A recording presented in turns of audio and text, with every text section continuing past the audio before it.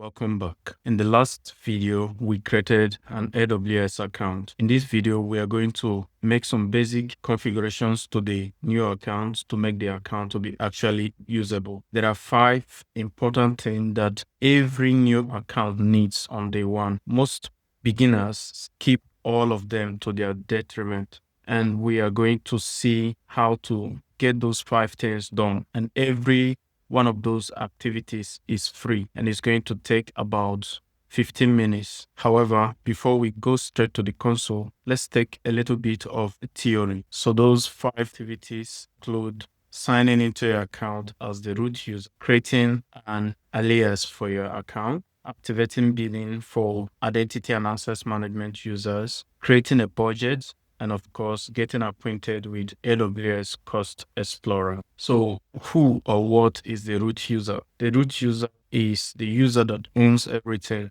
It is the email and the password that you use to sign up with. It can do anything. It can close the account. It can change payment detail, delete every resource. There is no permission policy that can limit its activity. So the rule is to log in, use the root user to set up the account, and then store the root user credentials in a safe place where you can access it only when it is needed. To illustrate, you can think of the root user as the deed to your house or the tenant landlord agreement to your house. It is not every day that you use it to access your house, but surely you will need to access your house with your house key, right? So the keys are like the identity and access management users, which you will create and give various permissions to different resources in your AWS environment. If you use your root user always, it shows you're not actually security cautious, and there is no reason to continue using your root user if you can grant IAM user access to billing and other important resources in your AWS account. Another important thing that you have to do in AWS account is to create an alias. The AWS IAM sign-in URL usually contains the 12-digit account ID, which is this. So when you create an alias, it usually replaces this 12-digit number with the alias which you created. In this case, it is my cloud lab. So this makes the sign-in URL to be more user-friendly, and you can actually use it to get other users into your AWS account. It's worth noting that an alias should be an easy to remember name. It is usually unique across AWS. So you can also adjust the billing information, or rather, we are going to adjust the billing information so that IAM users can actually see billing information. Billing is usually for the root user only, except when enabled for IAM users to see. We are going to add that configuration so that we don't get to use our root user often. Finally, we are going to create a budget with alerts. Budget does not stop you from spending. However, it alerts you. So it's going to tell you that you are about to reach a certain threshold, or you're possibly going to exceed a certain threshold. For beginners, it is usually advised that they use a template with the zero spend budget and get started with that. The Cost Explorer is a service that allows you to see every single dollar that you spend in AWS, and we are going to explore the Cost Explorer as well. So now let us get started. Let's head into the console. So here in the AWS Management Console, you want to come to the sidebar and type IAM to search for identity and access management. But before we do that, please have a look at the top right corner where you have the account ID. Click into it and observe this remaining credits that is right here. I'll let you know something about it at the end of this video, or towards the end of this video. So come to the sidebar and search for IAM. And this should bring up all services related to IAM. Click on the first one. This should take us to the Identity and Access Management console. So here in the Identity and Access Management console, you can see at the right hand side where you have your AWS account, you will see your account ID, account alias. So we are going to create an account alias. Once this is created, account alias will be swapped with this account ID in the sign-in URL for IAM users. And so once this sign-in URL is a bit friendly and easy to memorize or recognize, you can then share it with your potential users or IAM users that you are going to be creating for your account. So let's go ahead, create this alias. Let's go ahead and create, let's say, Cloud9, and we create this alias. So as you can see, the alias has been swapped with the account ID with our new account alias, which is Cloud. I should mention that Cloud9 is an ID which is no longer being supported for new accounts such as this. It is supported for legacy accounts. It's AWS on IDE, Integrated Development Environment. So you want to copy this sign-in URL so that you can use it later on. Now, let us configure billing preferences. So you want to come to the account ID and click on account to configure billing preferences. Here you can find account information and contact information. Now, if you look closely, you will see that it's a list of AWS regions, and most of these regions are disabled by default. Hosting an application that may require you to launch in any of these regions, this is actually where you can activate them. For example, those in Africa can choose to use Cape Town, which is disabled by default. You can enable it right here. Now you want to scroll all the way down. This is where you grant IAM users access to billing information. Without configuring this, IAM users will always encounter an error if they try to access billing information. So let's activate it. We click on edit and check this box, activate access, then hit update. So right here, we have successfully activated access to billing information for IAM users. If you scroll through the billing and cost management, right here, you will find a host of services which you may need to study if you are preparing for your AWS Cloud Practitioner exams. So now let's configure the billing preferences. On this left-hand side, click on billing preferences. So on this page, we get to configure our billing preferences.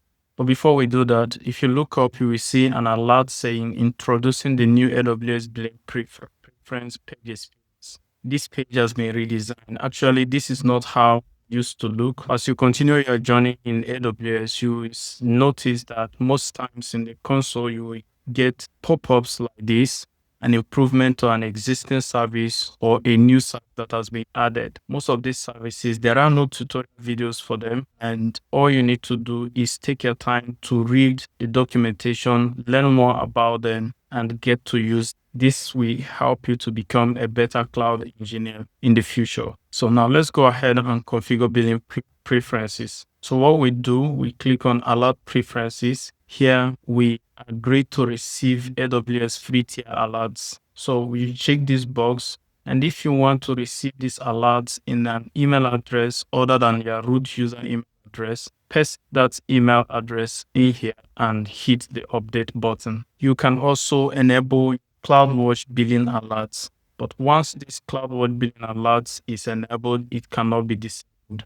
As you can see, I've already enabled mine. So hit the update button to agree that you will receive AWS free tier alerts root user email address. Next, you would like to configure the invoice delivery preference. It's important that you configure this particular setting because you may not want to come back to the dashboard every month to view invoice. So configuring this allows you to receive your invoice as a PDF right inside your mailbox. So you check this box and hit update. Now we have configured our billing preferences. The next thing we would like to do is to configure our budget, which is important. On the right side menu with the list of services, scroll all the way down until you find budgets. Under budgets and planning, click on budgets and wait for it to load up. To create a budget, use the button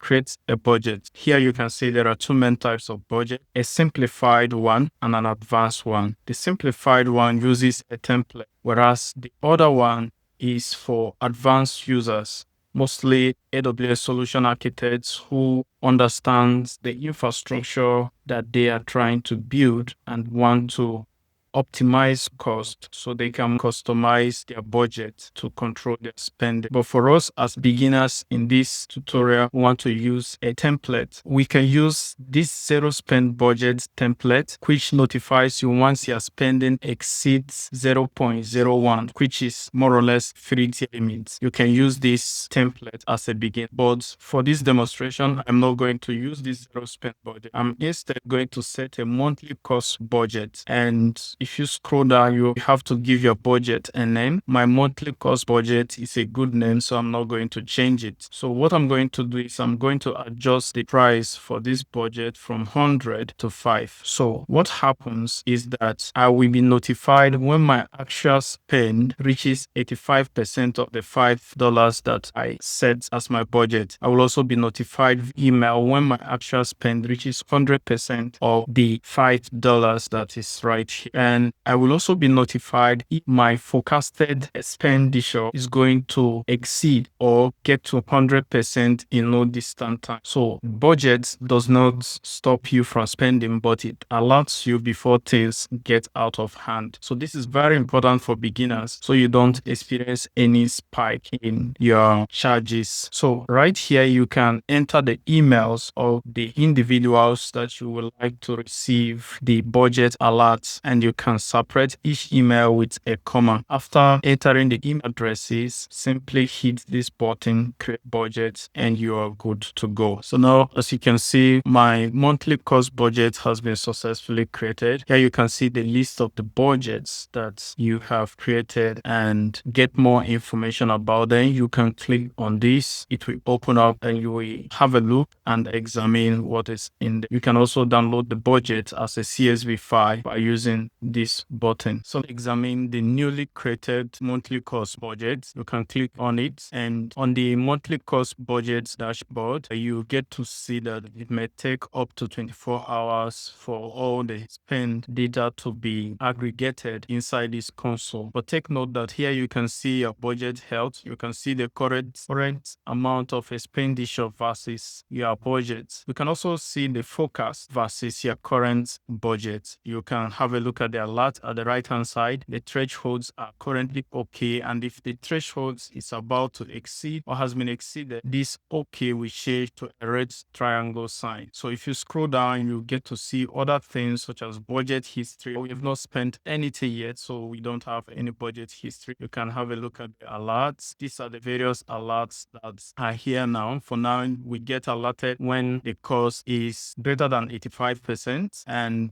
when the forecasted cost is going to be greater than 100%, and also when the actual cost is now above 100%. You can edit this alert here. You add new alerts and adjust it, customize it as you want. Now we're gradually coming to the end of this video. Remember, I told you to take note of the credit amount in our account. So we come to the account ID at the top right corner and click into it. Now you can see that the credits remaining has increased from 100 to 120 US. Why is this? This is because creating a budget in AWS account is one of the activities that makes AWS to reward you with an additional free tier credits. So we have completed one of those activities, which is creating a budget, and we are being rewarded with an additional $20. If you want to learn more about other activities that you need to do in order to get your full $200, all you need to do is check out the previous video on how to create an AWS account. I explained all the activities that are necessary for you to get your maximum $200. So for the Cost Explorer, you want to come to the AWS search bar and search for Cost Explorer. Explorer, then select Cost Explorer. So here on the new cost and usage reports dashboard, you can see a lot of wonderful features. You can use AI now to compare compute costs for the last 2 months. You can ask custom questions using this button, and you can analyze using Amazon Q. These features are new features, and they're a great way of navigating your cost and usage report. But nonetheless, you can see the cost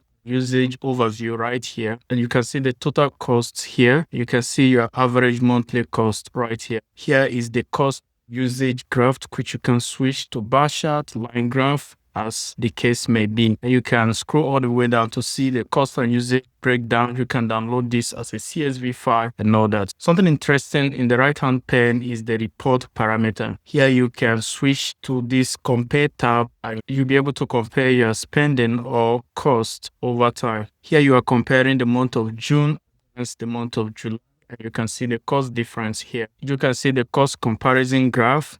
You can see cost comparison breakdown, and so on and so forth. Still on the right hand pane, you can select a date range, and you can also filter by services, region, linked account, etc.